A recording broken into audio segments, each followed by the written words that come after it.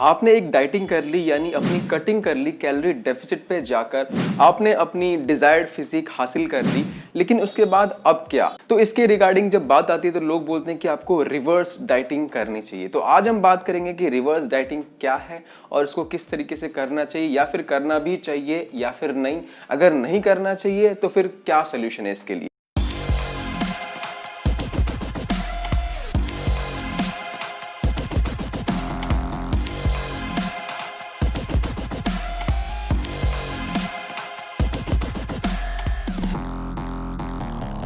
So hello guys, this is Manas and you watching the transformation factory.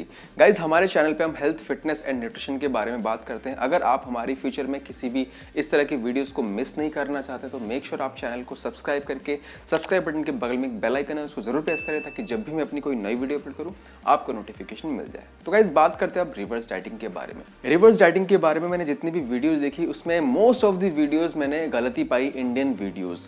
वहां पे चीजों को लोग समझ नहीं पा रहे हैं, उनको पता ही नहीं कि भाई कितनी कैलोरीज खानी होती है। हमेशा बात हो रही है कि भाई आपको बीएमआर से इतनी कैलोरीज कम खानी है, बीएमआर से इतनी ज्यादा कैलोरी खानी है। आपको कभी अपनी बीएमआर खाना ही नहीं पड़ता है, आपको हमेशा अपनी बीएमआर से ऊपर रहना पड़ता है।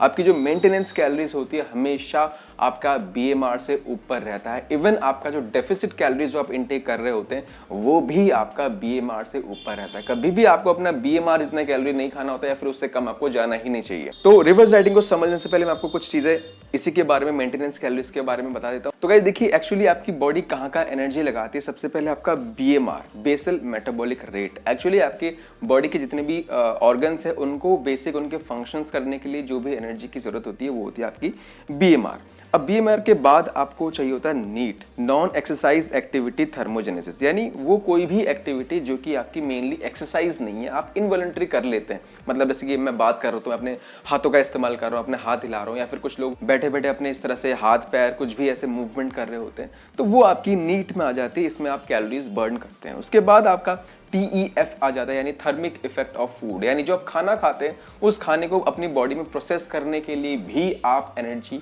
इस्तेमाल करते हैं, कैलोरीज बर्न करते हैं। उसके बाद आपका आता है ईट, EAT, यानी एक्सरसाइज एक्टिविटी थर्मोजेनेसिस, यानी आप कोई भी एक्टिविटी एक्सरसाइज करते हैं स्पेसिफिकली उसमें जो आप एनर्जी बर्न करते हैं वो आपका ईट हो जाता है। तो इतनी सारी चीजों के लिए आपको जितनी भी एनर्जी चाहिए उतनी एनर्जी अगर आप फूड में से लेते हैं तो आपका वेट मेंटेन रहेगा, और ये होता है आपका मेंटेनेंस कैलोरीज, ना कि आपका बीएमआर। आप बीएमआर से अलग काफी चीजें कर रहे हैं जो कि मैंने आपको अभी भी दिखाया। तो अब बात करते हैं रिवर्स डाइटिंग के बारे में। तो एक्चुअली आप जब भी डाइटिंग करते हैं आप एक कैलोरी डेफिसिट में रहते हैं और आप अपने आप को लीन डाउन करते हैं। फॉर एग्जांपल यहाँ पे जो मैंने आपको BMR, NEAT, TEF and EAT बताया, इन सब की अगर कैलोरीज मिला लें, फॉर एग्जांपल बीएमआर में आपने 1650 कैलोरी आपको चाहिए होती है, नीट में आपको 300 कैलोरीज, TEF में आपको 250 कैलोरीज एंड EAT यानी ईट में आपको 200 कैलोरीज। इन सबको मिलाने के बाद आपको 2400 कैलोरीज चाहिए होती है। ये आपकी मेंटेनेंस कैलोरीज है। अब क्या करते हैं, आप मेंटेनेंस से नीचे खाते हैं, यानी कि कैलोरी डेफिसिट मेंटेन करते हैं और उससे आप अपना फैट लॉस कर लेते हैं।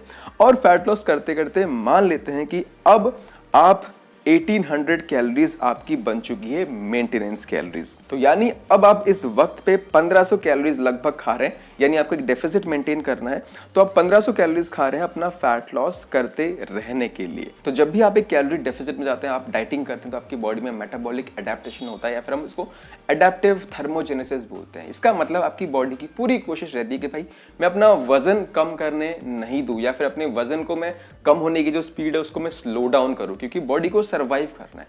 तो उससे इसके लिए क्या करती है कि बॉडी जो भी अपनी एनर्जी बर्न करती है उतनी एनर्जी अब बर्न नहीं करती, उसको कम कर देती है। कम कैसे कर देती है? मेंटेनेंस कैलोरीज के लिए मैंने जो जो भी फैक्टर्स बताए ऐड होके आपके मेंटेनेंस कैलोरीज बनती है, वो सारे कामों में आपकी बॉडी कम से कम एनर्जी लगाती है। तो बीएमआर में आपकी बॉडी अब कम एनर्जी लगाने लगती है। NEAT यानी जो आपकी नॉन एक्सरसाइज एक्टिविटी थर्मोजेनेसिस है, आपका वो भी कम होने लग जाता है, यानी जब आप कैलोरी डेफिसिट में जाते हैं आप काफी लेस एनर्जेटिक फील करते हैं, तो आप बात भी उस एनर्जेटिक वे में नहीं करते, आप काफी लो साउंड करते हैं, काफी धीरे धीरे बात करते हैं, उतना मूवमेंट आपका नहीं रहता, तो आपकी बेसिकली मूवमेंट ही कम हो जाती है। उसके बाद आपका TEF, आप क्योंकि आप अब कम खाना खा रहे हैं तो उसमें से खाने को प्रोसेस करने के लिए जो एनर्जी बर्न करना होता है वो भी अब कम बर्न होगा, और आपकी एक्सरसाइज में जो आप एनर्जी बर्न करते हैं वो भी आप उतना बर्न नहीं करेंगे। आप ऑब्वियसली आपका बॉडी वेट कम हो गया है, तो आप उतनी एक्सरसाइज करने के लिए आप एक हैवी बॉडी में जितना कैलोरीज बर्न करते हैं, आप एक लाइट बॉडी में आप उतना कैलोरीज बर्न नहीं करते हैं। तो ये जो आपका बॉडी वेट भी कम हुआ है, ये भी आपकी बॉडी का एक तरीका है फर्दर वेट लॉस को कम करने के लिए। तो यहाँ पे सब कुछ चीजें फिर भी चल जाती है, यानी आपकी नीट, आपकी टीईएफ, आपकी ईट, ये तो फिर भी आप बढ़ा सकते हैं मैनुअली। अगर आप चाहें तो ज़्यादा एक्टिविटी करके आप नीट को बढ़ा सकते हैं, या फिर अपनी एक्सरसाइज यानी ईट को बढ़ा के कर सकते हैं। लेकिन अब यहाँ पे जो आपका बीएमआर फॉल डाउन हो जाता है, ये आपको काफ़ी दिक्कत क्रिएट करता है। सो बेसिकली ये फैट लॉस के वजह से आपके बॉडी में जो भी अडेप्टेशंस हो रहे हैं उस फैट लॉस को रोकने के लिए, वो आपके लिए हेल्दी नहीं होता है। जैसे कि आपका स्लीप डिसरप्शन, आपका मूड स्विंग्स होता है, आपका टेस्ट लेवल्स गिर जाता है, अगर लड़के हैं तो आपका मेंस्ट्रुअल साइकिल भी लॉस होता है, बीएमआर भी जैसे मैंने बताया वो भी आपका गिर जाता है, आपका थायराइड आउटपुट भी गिर जाता है,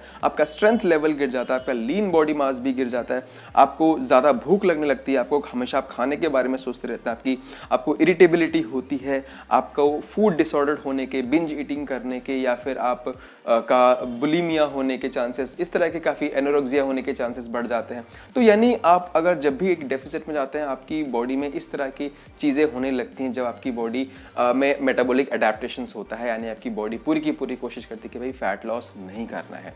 तो अब रिवर्स डाइटिंग की ये कोशिश है कि जब भी आपने फैट लॉस कर लिया है, आपको अपने बीएमआर को वापस एक नॉर्मल लेवल पे पुश करना है। यानी यहाँ पे जैसे कि मैंने आपको बताया कि आपकी जो मेंटेनेंस कैलोरीज है, आप 1800 है तो आप 1500 खा रहे हैं। अगर आपने फैट लॉस करके इस बॉडी वेट तक नहीं आए होते, यानी नॉर्मल ही आपका बॉडी वेट इतना पहले से ही होता, तो मे बी आपका जो मेंटेनेंस कैलोरीज है यहाँ पे 2000 कैलोरीज होती। बट क्योंकि आप इस बॉडी वेट पे फैट लॉस करके आए हैं, आपकी बॉडी में कुछ ऐसे चेंजेस हुए हैं जो कि आपकी बॉडी कोशिश करती है कि भाई फर्दर मैं वेट लॉस ना करूँ, तो इसके वजह से आपकी मेंटेनेंस कैलोरीज जो है, जो कि होनी चाहिए थी उस बॉडी वेट पे, यानी 2000 कैलोरीज के आसपास, वो ना होकर अब 1800 करीब हो गई है। सो अब यहाँ पे आपकी कोशिश है कि जो आपकी ये मेंटेनेंस कैलोरीज 1800 हो चुकी है, उसको पुश करना है जो एक्चुअल में होनी चाहिए थी, यानी 2000 कैलोरीज। सो अगर आपने फैट लॉस कर लिया है और आप कैलकुलेटर से अपनी मेंटेनेंस कैलोरीज निकालते हैं, वो 2000 के आसपास सपोज बता रहा है, और आपको लगेगा कि भाई मेरी मेंटेनेंस कैलोरीज 2000 है तो मैं इतना लेने लग जाता हूँ,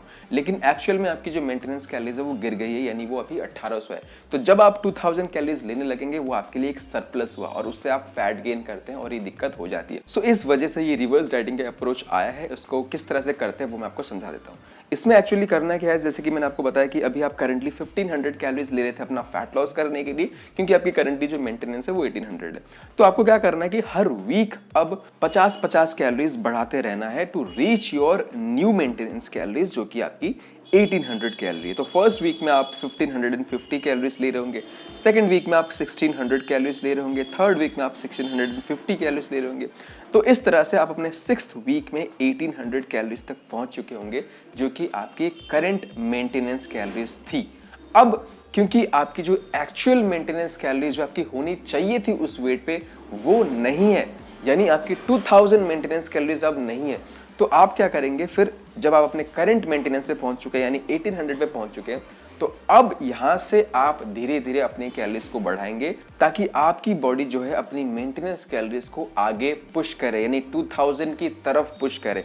वो कैसे, आपकी करंट मेंटेनेंस 1800 है और आप उसको बॉडी को उतना ही प्रोवाइड कर रहे हैं, तो बॉडी अब सेटिस्फाइड है। बॉडी को कोई जरूरत नहीं कि भाई मेरे को कम कैलोरीज दी जा रही है तो अपना बीएमआर फॉल कर देता हूँ, अपना टीईएफ फॉल कर देता हूँ, अपना जो भी बाकी ईएटी वगैरह नीचे गिरा देता हूँ। ऐसा नहीं है, अब बॉडी को सफिशिएंट मिल रहा है तो बॉडी अपनी सारी चीजें अपनी बढ़ा देती है। जब ये सारी चीजें बढ़ रही हैं तो ऑब्वियसली आपका मेंटेनेंस कैलोरीज भी बढ़ेगा। तो ये एक अप्रोच है रिवर्स डाइटिंग का, यानी शुरुआत जब आप अपनी रिवर्स डाइटिंग की करेंगे उस वक्त आपका फैट लॉस होना रुक नहीं जाएगा, क्योंकि आप अभी भी एक डेफिसिट में हैं। आपकी करंट मेंटेनेंस 1800 है, लेकिन आप 1550 फर्स्ट वीक में, सेकंड वीक में आप 1600 खा रहे हैं, मतलब अभी भी आप एक डेफिसिट में हैं।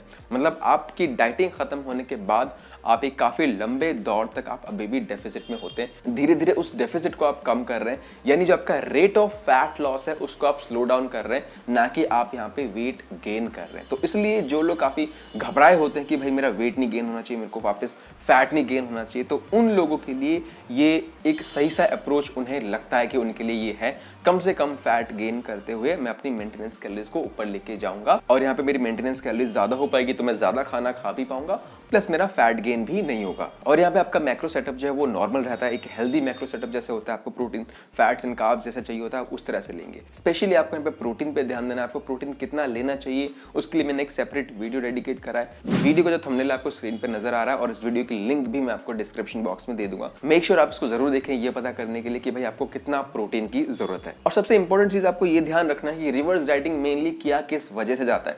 जैसे कि मैंने आपको बताया कि जो आपकी एडेप्टिव थर्मोजेनेसिस हो गई, यानी जो आपकी मेटाबॉलिक एडेप्टेशन हो गई, आपका बीएमआर गिर गया, जो भी नेगेटिव चेंजेस आपकी बॉडी में आए हैं उसको रिवर्स करना है। और उसको रिवर्स करने के लिए आपको कैलोरीज अपनी बॉडी को ज्यादा देने की जरूरत है। इस चीज को आप अभी ध्यान में रखें, हम आगे इसके बारे में डिस्कस करेंगे। सो अब मेरा पॉइंट क्या है कि आपको रिवर्स डाइट करना चाहिए या फिर नहीं करना चाहिए। अगर करना चाहिए किसको करना चाहिए, अगर नहीं करना चाहिए तो फिर एक बेटर अप्रोच क्या हो सकता है। तो मैं रिवर्स डाइटिंग के बारे में कुछ बातें बताना चाहता हूं। जैसे कि मैंने अभी बताया कि आपको अपने मेटाबॉलिक एडेप्टेशंस को रिवर्स करना है, तभी इसका नाम रिवर्स डाइटिंग है। तो क्योंकि आपकी ये जो भी नेगेटिव चीजें हुई हैं वो एक कैलोरी डेफिसिट में होने की वजह से हुई है, तो अभी आप काफी दिनों तक, काफी हफ्तों तक अभी भी आप कैलोरी डेफिसिट में क्यों रहना चाहेंगे। 50-50, 100 कैलोरीज बढ़ाकर आप काफी हफ्तों में अपनी न्यू मेंटेनेंस से आप वहां तक पहुंचते हैं, यानी आप काफी हफ्तों तक अभी भी आप एक डेफिसिट में ही रहते हैं। ये हो गया पहला पॉइंट। अब दूसरी चीज आती है कि भाई आप 50-50 कैलोरीज को कैसे ट्रैक करेंगे। आपको हर हफ्ते 50 कैलोरीज एक्स्ट्रा खाना है और 50 कैलोरीज का मतलब होता है या तो आप 12.5 ग्राम कार्ब्स लेंगे एक्स्ट्रा, या तो आप 12.5 ग्राम प्रोटीन एक्स्ट्रा लेंगे, या तो आप 5.55 ग्राम फैट एक्स्ट्रा लेंगे। मतलब ये 12-12 ग्राम आप कार्ब्स, प्रोटीन एंड फैट्स कैसे ट्रैक करेंगे। अगर मैं आपको कार्ब्स का बताऊं तो आपको एक चपाती जो कि 50 ग्राम की होती है रोटी, उसमें आपको 120 कैलोरीज मिल जाती है, जिसमें आपको 20 ग्राम कार्ब्स मिलता है। और जैसे कि मैंने बताया कि आपको 50 कैलोरीज के लिए 12.5 ग्राम कार्ब्स चाहिए, तो आप इतना प्रिसाइज होकर उसको कैसे कैलकुलेट कर सकते हैं।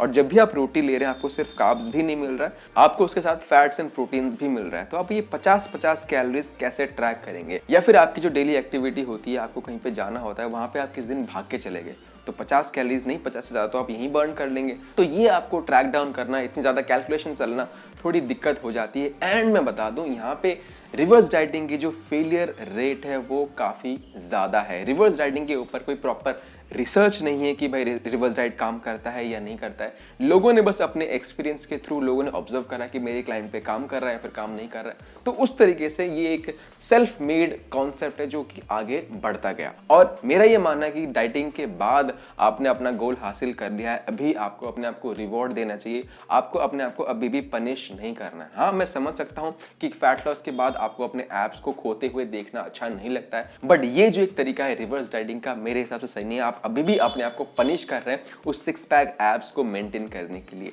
आपके पास एक बेटर अप्रोच हो सकता है इस चीज को मेंटेन करने के लिए। वो अप्रोच क्या है मैं आपको अभी आगे बताऊंगा। नेक्स्ट थिंग, यहाँ पे आप फैट गेन से डर रहे हैं, लेकिन आपको एक चीज तो जरूर पता होगी कि जब तक आप अपनी मेंटेनेंस से ऊपर नहीं खाएंगे आपका फैट गेन नहीं होगा। और जैसे कि मैंने बताया कि आपका जो न्यू मेंटेनेंस है जो कि अडैप्टिव थर्मोजेनेसिस के वजह से 1800 हो चुकी है, जो कि 2000 होनी चाहिए थी।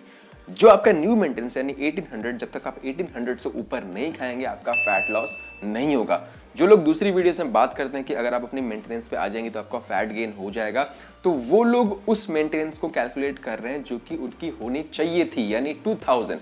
तो ऑब्वियसली अगर आप 2000 लेंगे मेंटेनेंस जो कि आपकी होनी चाहिए थी, बट वो है नहीं, 1800 है, तो अगर आप 2000 ले रहे तो आपके लिए वो सब प्लस हो गया, तो ऑब्वियसली आप फैट गेन करेंगे। सो अगर आप अपनी डाइटिंग के बाद भी इस रिवर्स डाइटिंग में काफी हफ्तों तक अभी भी एक डेफिसिट में रहते हैं, वो आपके फिजियोलॉजिकली और साइकोलॉजिकली भी आपके लिए सही नहीं होता है। ये इसका जो सक्सेस रेट है काफी कम है, यानी फेलियर रेट इसका काफी ज्यादा होता है। इवन जो लोग भी बोलते हैं ना कि मैंने अपने क्लाइंट्स को करवाया है, मेरे ऑलमोस्ट सारे क्लाइंट्स यही करते हैं, उनको कैसे पता कि भाई उनके क्लाइंट्स उनको एक्चुअल डेटा देते भी है या नहीं।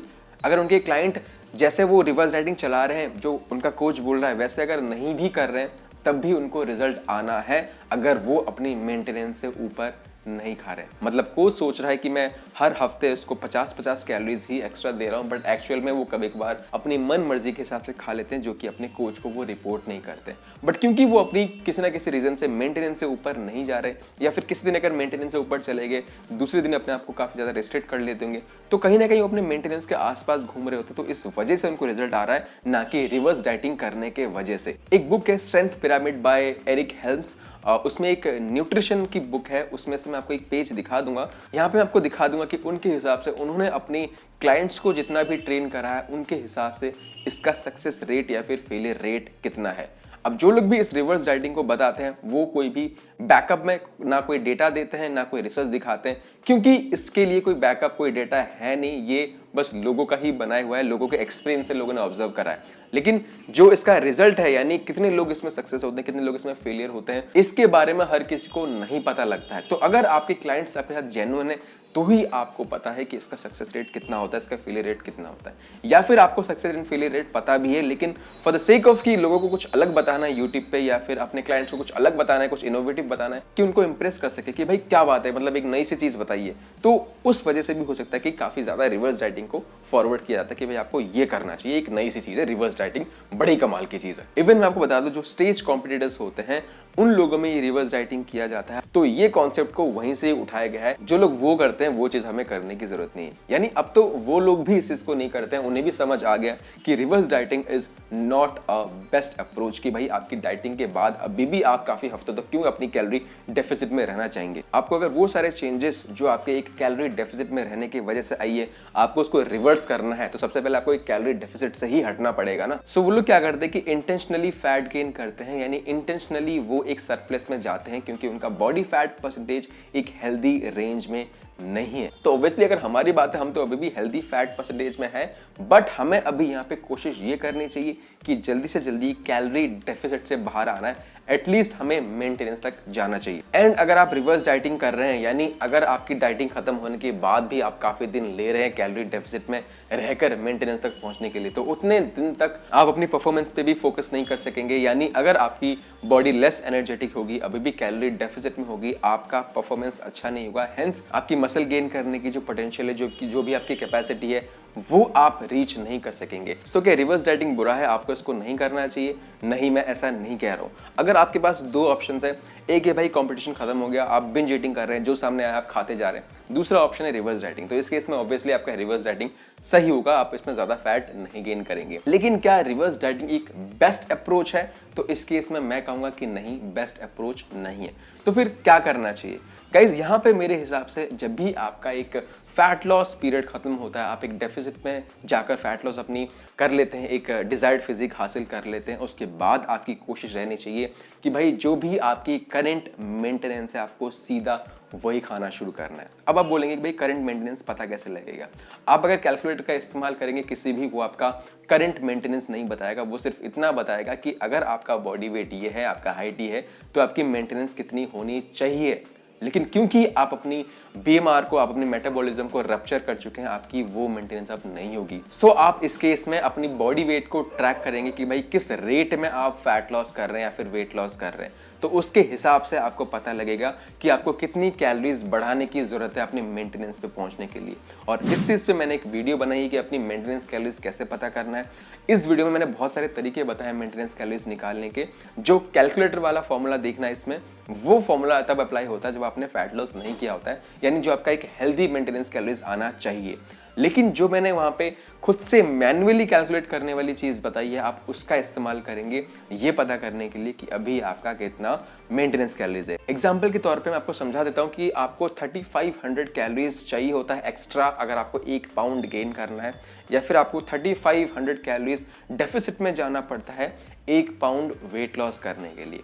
तो अभी आप देखेंगे कि आपका वेट लॉस किस रेट में हो रहा है। फॉर एग्जाम्पल, अगर अभी आप 1 पाउंड लॉस कर रहे हैं अभी भी आप ईच हफ्ते, तो इसका ये मतलब हुआ कि आप हर हफ्ते 3500 कैलोरीज डेफिसिट में है। तो आपको अगर अपनी मेंटेनेंस कैलोरीज पे जाना है तो आपको 3500 कैलोरीज एक्स्ट्रा खाना पड़ेगा। तो इसी हिसाब से आप जितना भी फैट लॉस कर रहे हैं उस हिसाब से एडजस्ट करेंगे कि आपको कितनी कैलोरीज एक्स्ट्रा लेने की जरूरत है अपने मेंटेनेंस पे पहुंचने के लिए। और जब आप अपनी मेंटेनेंस पे पहुंच गए यानी आपका TEF बढ़ जाएगा, आपका नीट है यानी नॉन एक्सरसाइज एक्टिविटी थर्मोजेनेसिस वो भी बढ़ जाएगा, और आपका ईट भी जो है आप एक्सरसाइज में जो भी अपनी एनर्जी लगाते थे वो भी बढ़ जाएगा। यानी जब आप अपनी करंट मेंटेनेंस पे पहुंच रहे हैं तब आपके ये सब काफी चीजें बढ़ जाएंगी, आप काफी एनर्जेटिक फील करेंगे, आप ज्यादा कैलोरीज बर्न करने लग जाएंगे, यानी आपकी मेंटेनेंस भी बढ़ रही है। यानी आपको लग रहा है कि आप अपनी करंट मेंटेनेंस पे पहुंच गए, लेकिन जब तक आप अपनी करंट मेंटेनेंस पे पहुंच रहे हैं आपका अपना एक्चुअल मेंटेनेंस भी आगे बढ़ता हुआ जा रहा है। तो इस तरह से आप अपनी BMR को आगे पुश करते रह सकते हैं, आप अपनी मेंटेनेंस कैलोरीज को आगे बढ़ा के ले सकते हैं ज्यादा फैट गेन किए बिना। सो आप इसका ध्यान रखें, जो मैंने करंट न्यू अप्रोच बताया कि आप सीधा अपने करंट मेंटेनेंस कैलोरीज पे आएंगे। आप जैसे अपने करंट मेंटेनेंस कैलोरीज पे आएंगे आपका वाटर एंड ग्लाइकोजन वेट भी आता है, तो उससे आपको डरना नहीं है। मतलब मैं अगर आपको एक रफ एस्टिमेशन दूं, करीब 1-2 या फिर मैक्स टू मैक्स 3 kg आप एक्सपेक्ट करें कि भाई ये आपका वाटर या फिर ग्लाइकोजन वेट आपकी बॉडी में रीगेन हो रहा है, जो कि एक डेफिसिट में रहने की वजह से नहीं होता है उतना ज्यादा। सो गाइस, इस चीज को समझाने के लिए मैं काफी कुछ आपको बता सकता हूँ। ये वीडियो काफी ज्यादा लंबी खिंच सकती है, मैंने कोशिश करी है कि जितना शॉर्ट स्वीट इन्फॉर्मेटिव रखने की कोशिश करूं उतना करूं।